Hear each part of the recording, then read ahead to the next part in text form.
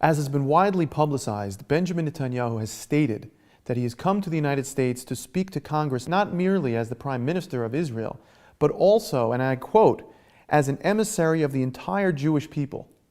This statement of his has been strongly repudiated by so many Jews, ranging from all the ultra-Orthodox all the way to the secular liberal, for many different reasons. What is the story here? Does Benjamin Netanyahu in fact represent all the world's Jewry? Of course he doesn't represent the world's Jewry. Benjamin Netanyahu is an elected leader. He's a head of state of a foreign country. I'm an American citizen. I'm a citizen of the United States of America, and I'm a practicing Jew. Benjamin Netanyahu is neither. How in the world would he represent me? My family is from Poland. They've been there 500 years. How in the world would Netanyahu come to represent, to be my emissary? I didn't elect him. I didn't ask him to represent me. Neither did the other Jews in the country. So the simple answer is no. It's an absurd claim he makes.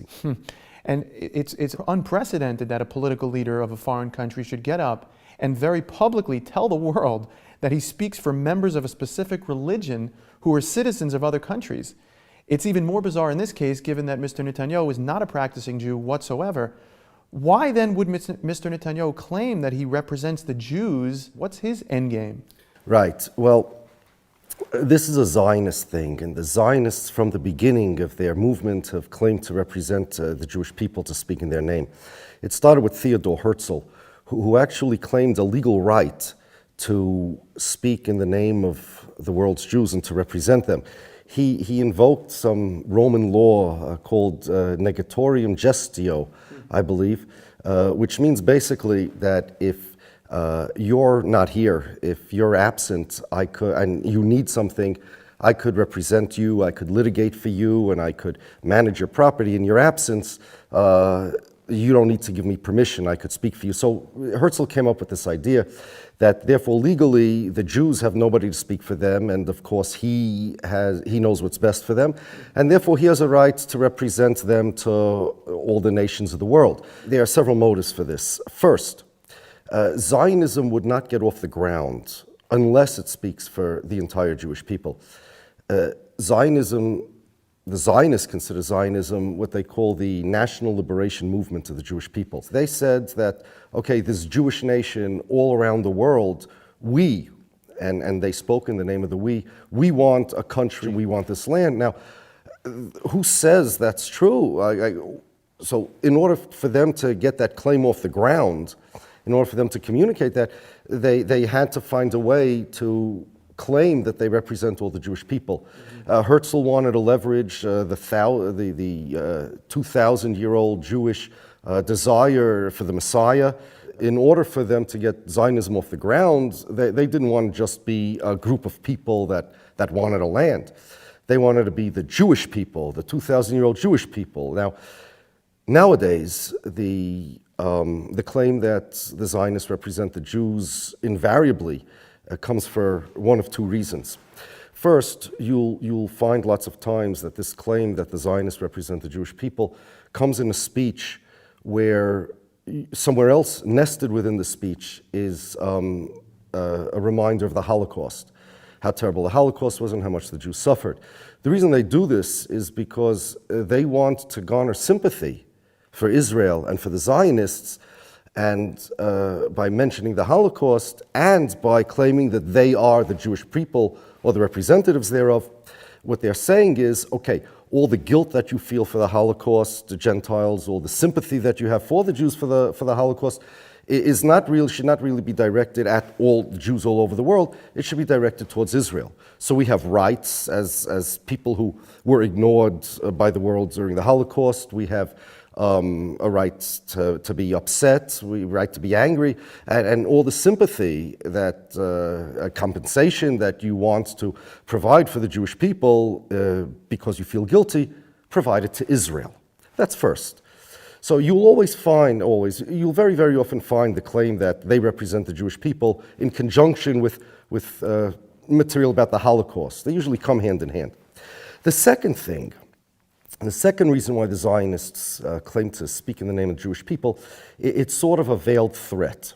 You'll find this when one of the Zionist representative get into some altercation with a foreign representative, a foreign head of state, let's say the president, let's say Obama.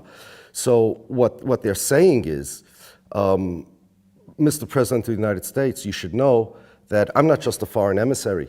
I'm the emissary of the Jewish people, meaning that there are several million people in your country that won't side with you, they'll side with me. For example, Naftali Bennett wrote on his website that any insult to Benjamin Netanyahu, in context he was talking about the president, is an insult to all the Jews all over the world.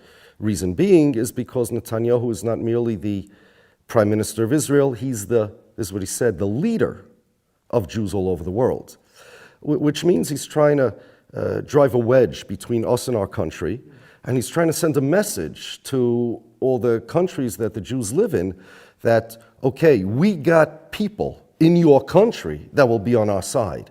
So it's kind of like a veiled threat. So Zionists want to claim that they represent the Jewish people for those two reasons. Number one, you should identify places where they talk about the Holocaust in the same neighborhood, like in the same paragraph or in the same speech as claiming that they represent the Jewish people, and that's to garner sympathy. And number two, to send out the message, quote unquote, that we got people behind the scenes, we got people in your country that are going to be on our side. It's incredible. And, you know, from a political standpoint, Mr. Netanyahu coming to the United States recently hasn't been a very good idea. It hasn't really worked out for him. He's been attacked not only by Jews, but also by representatives in the Congress and in the Senate. I don't know if you've heard, but Abe Foxman of the ADL recently was very against the idea of Mr. Netanyahu coming to the United States against the president's wishes. A recent Gallup poll shows clearly that his favorable rating in the United States has gone down from 45% to somewhere in the mid-30s. So was it just the political issues that Mr. Netanyahu created that is causing such outrage, or is there something else about his claiming to represent the world Jewry that is causing the problem here? No, the outrage is because the statements of Netanyahu were both defamatory and dangerous to the Jewish people. They're defamatory because he's not our emissary. We're citizens of the United States, and both as Jews and Americans, we're loyal to our country. We're loyal to the United States of America. Now, it doesn't matter if somebody agrees or disagrees with the president's foreign policy. It doesn't matter if somebody's a Republican or a Democrat. Americans are allowed to have any opinion they want. But none of this means that Netanyahu is our emissary. None of this means that we're his constituents. The claim that the Jewish people are loyal to a foreign power is a terribly defamatory thing. We're not loyal to a foreign power. Netanyahu claiming that would be no different than, let's say, the president of Bulgaria claiming that all the Jews are loyal to the Bulgarian government. But besides defamatory, it's also very dangerous because he's feeding fuel into the flames of anti-Semitism. Now, Netanyahu, he's going back to Israel. He's going to try to get elected, and he's leaving us with his baggage. Nobody's going to claim that Netanyahu is part of a fifth column in Israel. He's leaving us, and he's leaving us to be like human shields for the anti-Semitic bullets. We should take the bullets of anti-Semitism that he left over here for whatever his agenda is. We need to say, no, we're not we're not going to be your human shields, and no, we're not going to buy into this absurdity. We're not going to cooperate with your false claim that you represent us. You don't. Finally, one last question. What is it that we can do? You know, since the beginning of the Zionist movement, pretty much every major rabbi has spoken out very vociferously against it. The Zionist machine is huge, though, as we all know. It's basically almost like a ubiquitous apparatus that has the strength, the willpower, the money. What can we do to combat it? Well, First, Netanyahu and the Zionists may have a lot of money, they may have a lot of power, and they might have a lot of influence. But we're the Jewish nation. We have God on our side.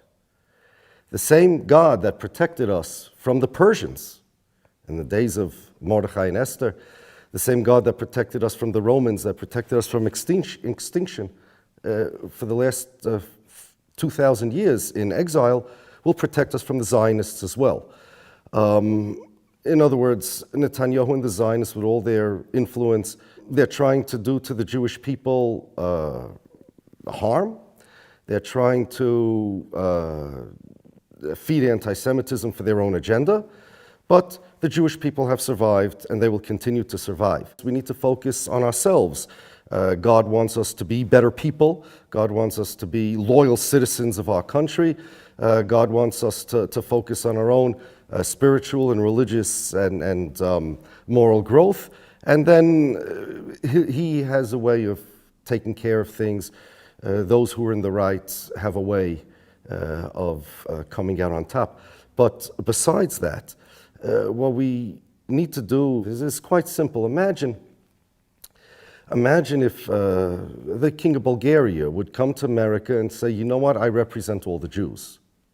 What's the first thing that would happen? Well, all the Jews would raise their voices, scream their lungs out and say, what is this guy, crazy? He doesn't represent us. Well, what connection do we have with him? We should do the same thing. We have an ignorance problem.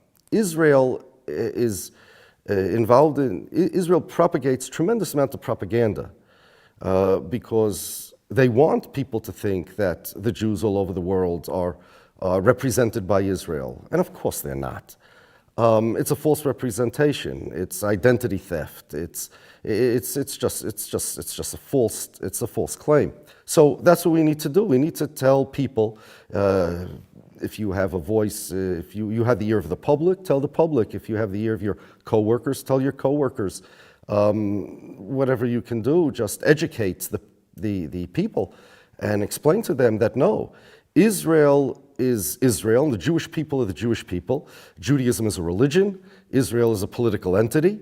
The Jewish people, we have all sorts of ethnic components in the Jewish nation. We're a religion. We're American citizens. Netanyahu is not, and he just simply does not represent us. He just doesn't. He doesn't speak for anybody except himself and those who elected him.